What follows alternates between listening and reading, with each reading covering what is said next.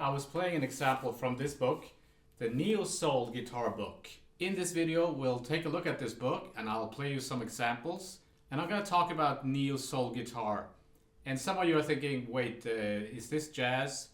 This is not relevant for jazz. But personally, I don't think like that. I like a lot of different genres. I actually have a background in playing more R&B and soul and that kind of stuff. But I know that a lot of you come to my videos for information about jazz. So I'm gonna try to put this in a jazz context. We're gonna see if we can steal some ideas from neo soul players and use them in a jazz context. We're gonna use them over the tune Beatrice by Sam Rivers. In this video, I will also refer to a lot of guitar players and a lot of videos and other YouTube channels and stuff like that. So if you think that sounds intriguing, let's get started. Before we get into what neo soul actually is, I'm not sure that I know what it is. Let's just define some of the characteristics. So what we're looking for is lush chords, major nines with this kind of embellishments. They also use a lot of minor nines.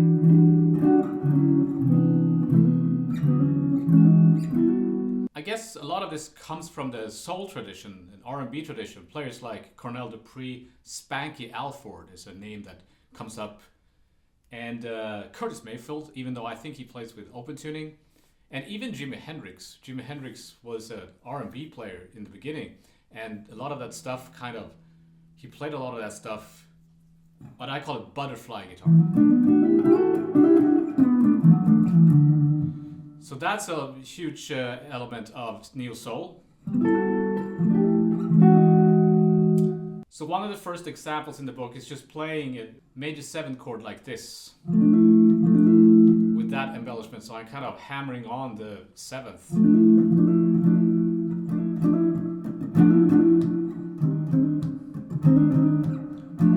It's often kind of supposed to be mimicking kind of sampled music, so it's often used the same shape to make it sound like you're actually playing a sample. So let's see if we can use that over Beatrice.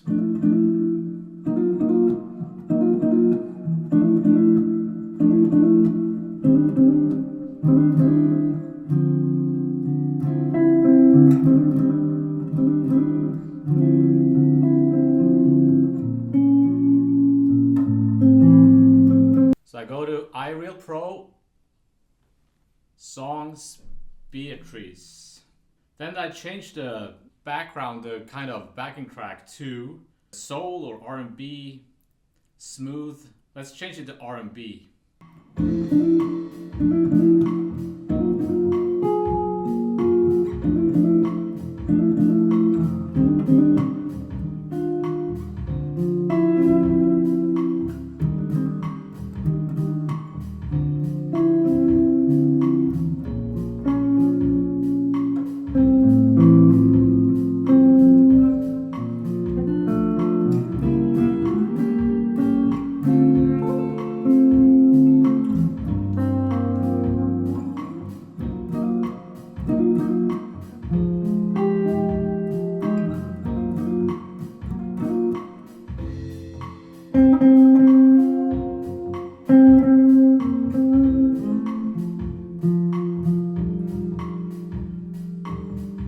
that would be one of the first examples in the book. Then there are many different ways that you can embellish a major 7 chord. You could play the 9th on top, like a major 9 chord.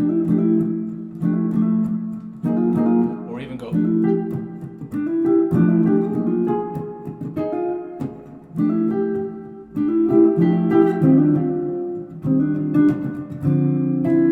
This is one example from the book.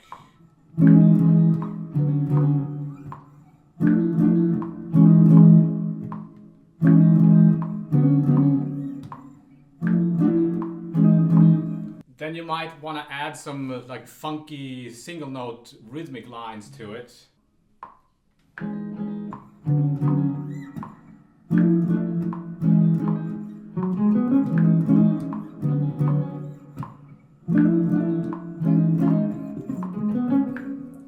I like to find a neo soul drum beat and then just kind of practice along with it.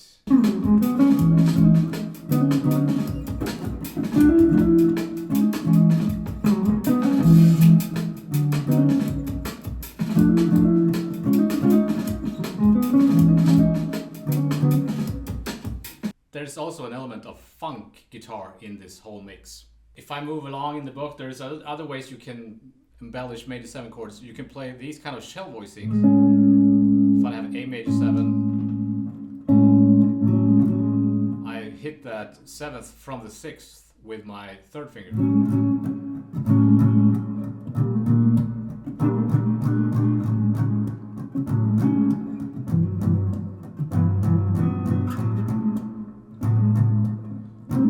So I guess the whole thing is also inspired by hip hop, right? Like, so neo soul, I remember when it came in the like late 90s and early 2000s, artists like D'Angelo, he was kind of early, but then Erykah Badu, Jill Scott, there was not a lot of guitar back then in that style of music, but it was very hip hop influenced. Then I kind of became more of a jazz player, so I kind of didn't keep up with this genre, but these days they seem to be all these kind of guitar players that play in the neo soul style, even like kind of like it's a thing on Instagram and things like that.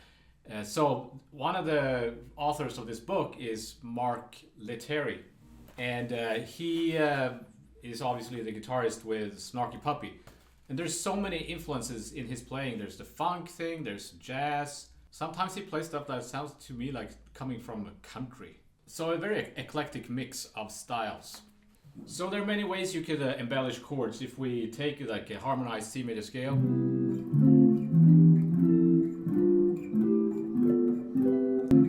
so I'm just going up the C major scale as 4-part chords, drop 2 voicings.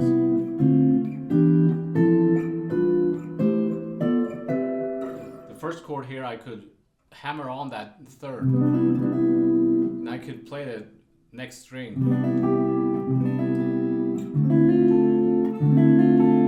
The 3rd chord sounds a little bit funny because that F sharp is not in the key, right? But it could work, it could sound really cool, but it can also sound kind of terrible depending on the situation. With the minor chord you can do all these. So I'm just hammering on.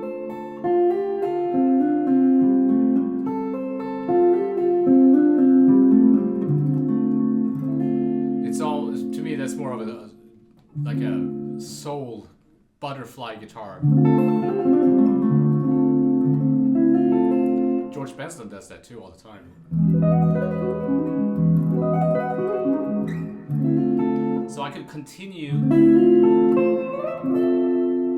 to another minor 9 voicing.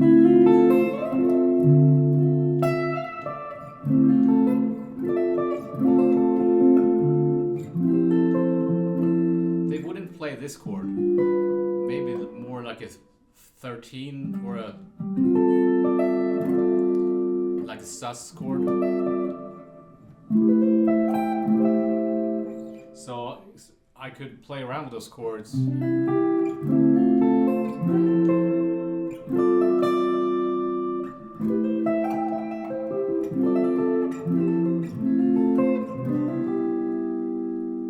Here too I could go to a,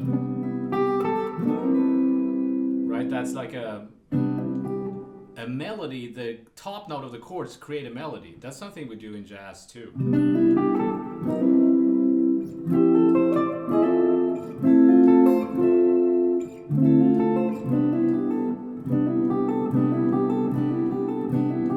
That's another example from the book.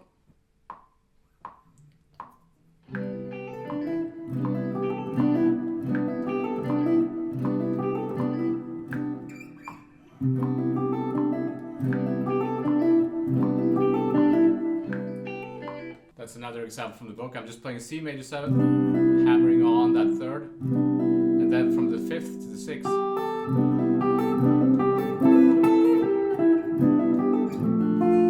So that too I could do over Beatrice.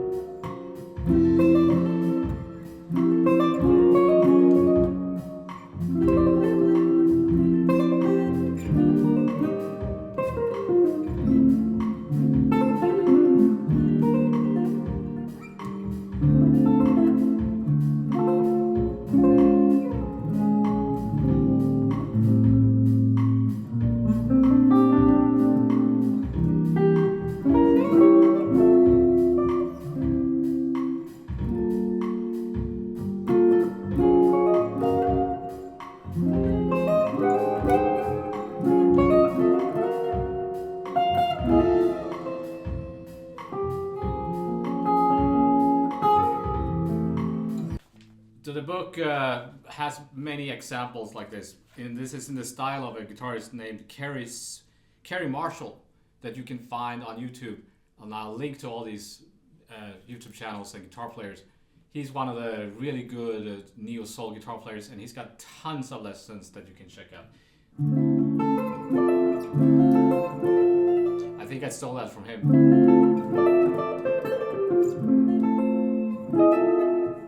So the idea is that you create a melody on top of the chord voicings and the chord changes.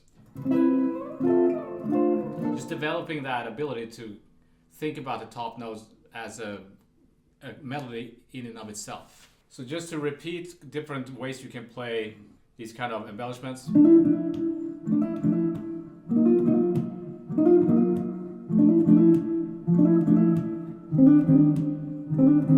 Like that, or it could be, you could even do this.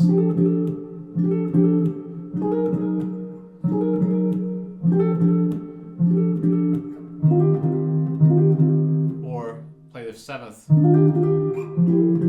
So now I'm playing the 7th as a middle voice. Could be the 6th too. It all kind of works.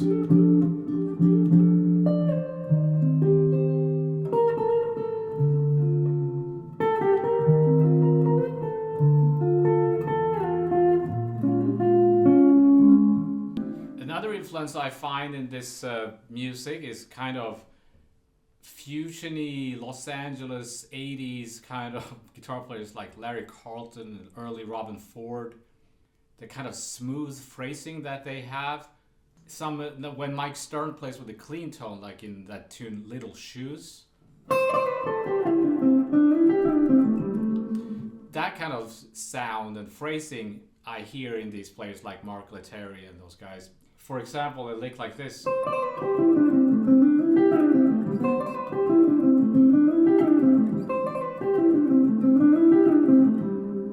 So using hammer-ons and quick slides to kind of move around fast.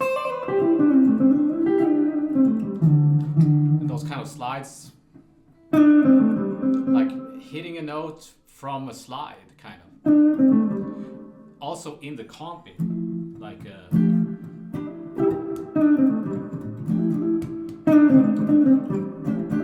that kind of stuff. Another thing they do that the book shows you too is playing arpeggios, kind of extended arpeggios. Let's say an A major 7 arpeggio. But replacing the root with the ninth, except the first actual bass note. So I go to the ninth.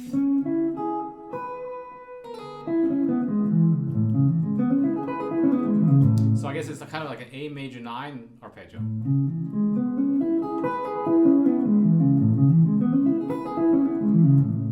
And using legato, right? And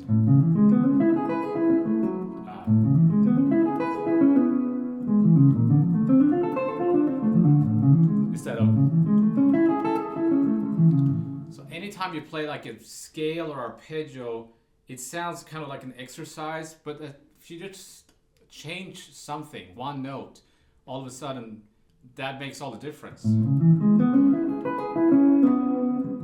And that could be minor too.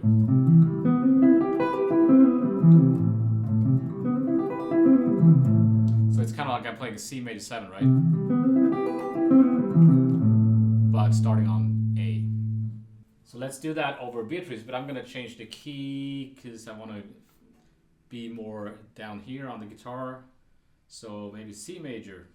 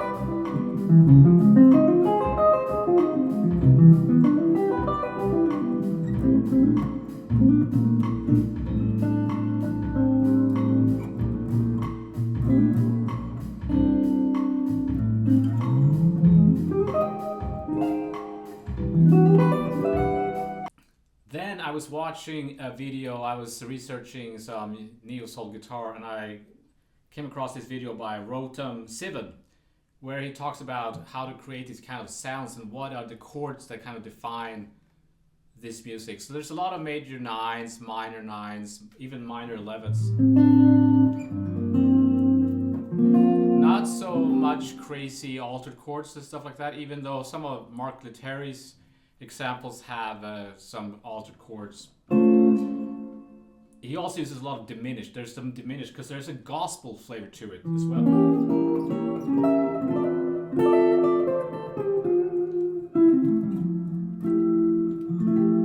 Another thing that Rotem talks about in this video, and I'll link to that video as well, is the idea of having like a top note and let a note be the same note, like a pedal note. So if we stay in this key, I can have that G be my top note. So then the next chord is a Lydian chord, which is not very common necessarily in this style, but it kind of works. Then I get like a B flat 13, major 13, A minor 7.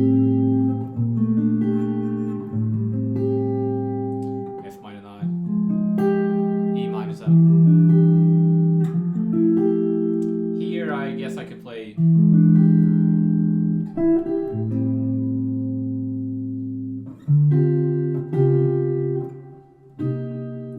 so I'll remove the piano from this mix and play those chords, and we shall see what that sounds like.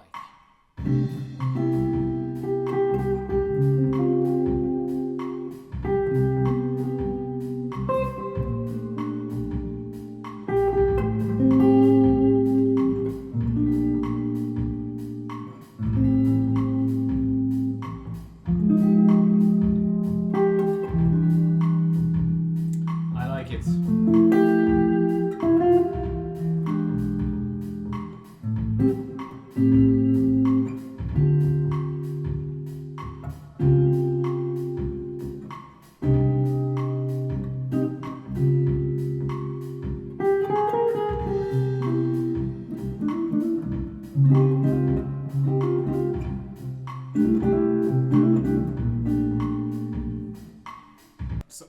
much to do that over the whole tune, but this could be like a loop.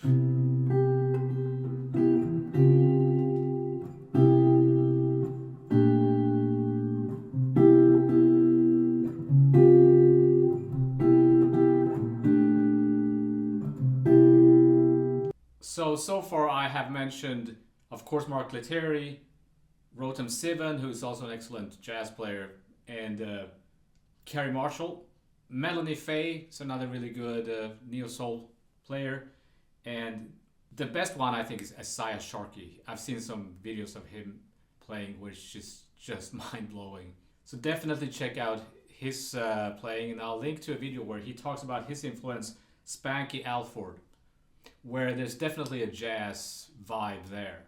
Another really good guitarist who has a lot of videos on YouTube is Todd Pritchard. There's one video, and I'll link to that one as well, where he plays, I can't remember, there's a J Dilla tune.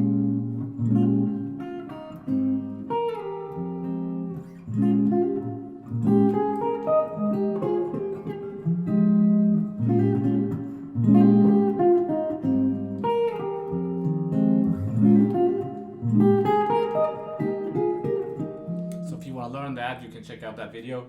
And here it's almost like he's playing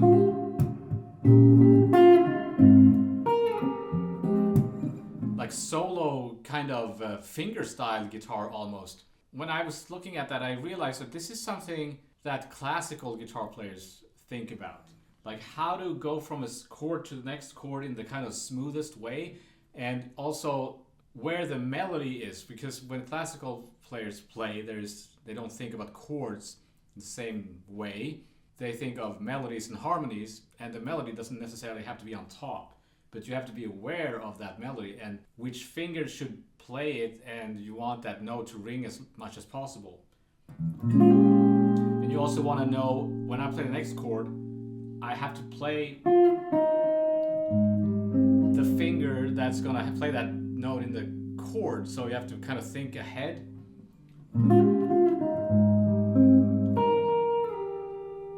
He plays the F minor like that.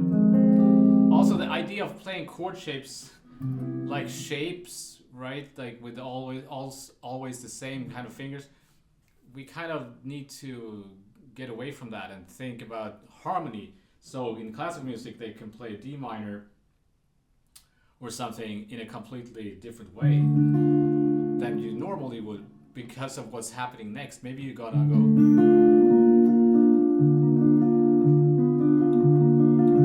then you need to have that finger there, because if I use this finger, I can't play that note with the same finger, right? Which means I gotta shift two fingers. But if I play the D minor like this, I can do that. So it's better in that case to play the chord like that. And he plays an F minor like this, F minor 9, I think. So practicing this stuff and studying this stuff adds a level of sophistication to how you voice the chords, how you go from one chord to another chord. So if I try to experiment with that kind of thing over Beatrice, let's go back to the original key. I don't know, it could be something like...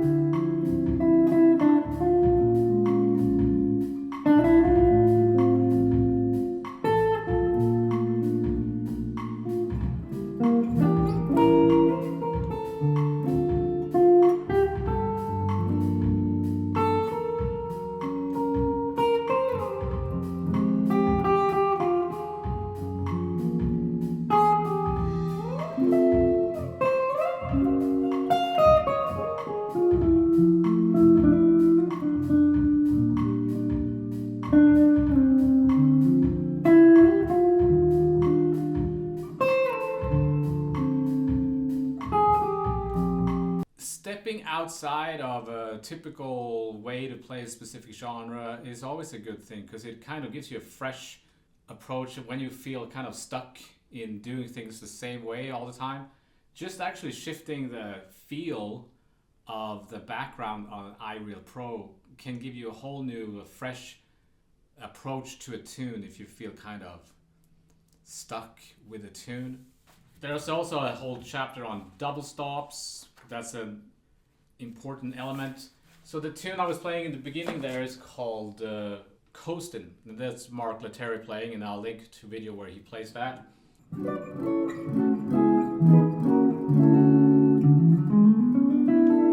He does this thing where he kind of lets a scale become a chord. And then he slides the whole chord.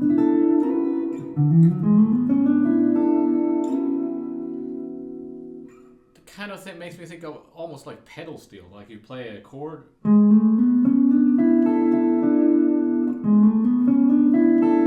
That's also something you can work on, so on the major 7th chord.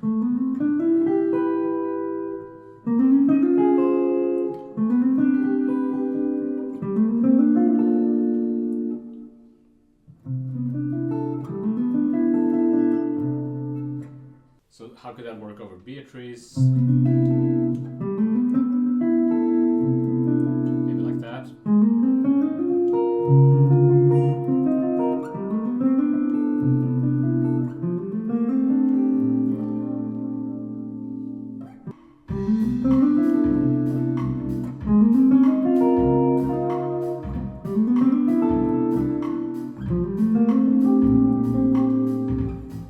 So that's also something you can experiment with.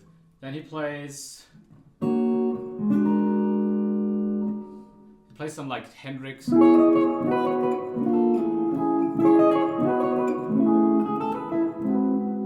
think of that as Hendrix stuff. Again, the kind of butterfly. He also plays a lot of these kinds of chords. F sharp minor 11, G sharp minor, or I guess it's E sus2 over G sharp. So using the open strings to create lush chords.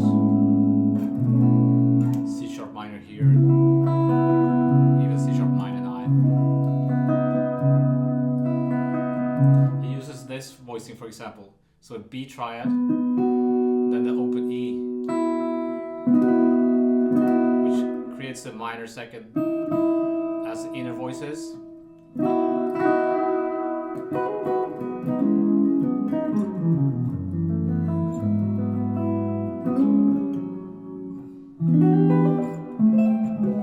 So if I want to do that, I would have to change maybe to A major if I want to use those kinds of chords with open strings.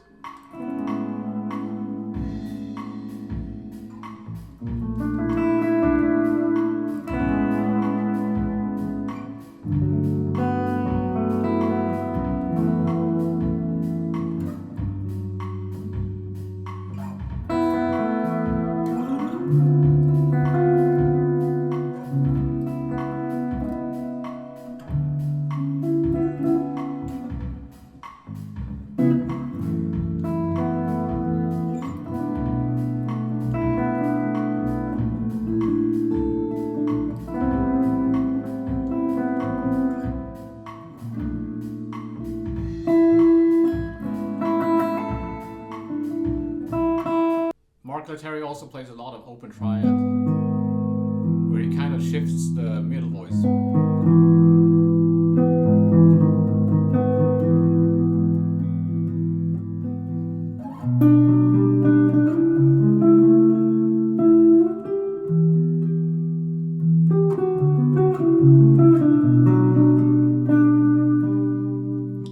So I'll leave you with another example. There are like 5 tunes, and 2 of them are by Mark Lettieri.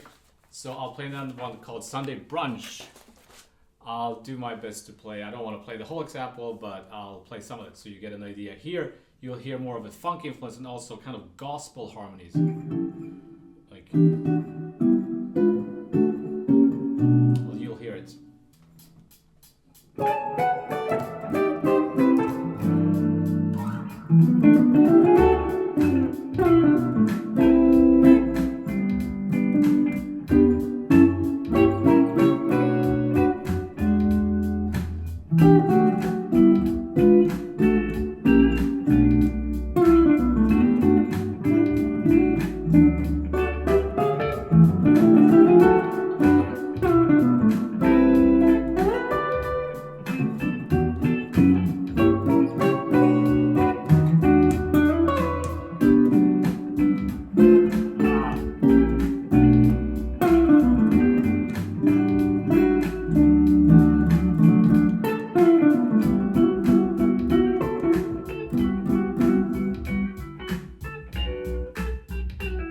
So here we have the gospel influence again.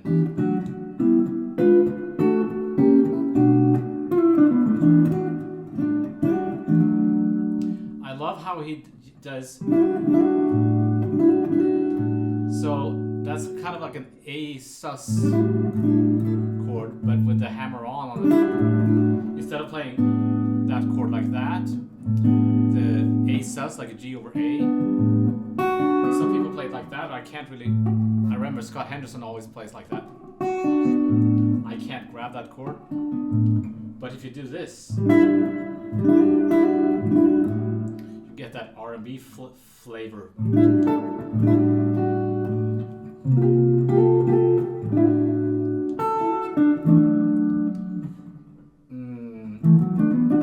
So double stops. Kind of slide effect.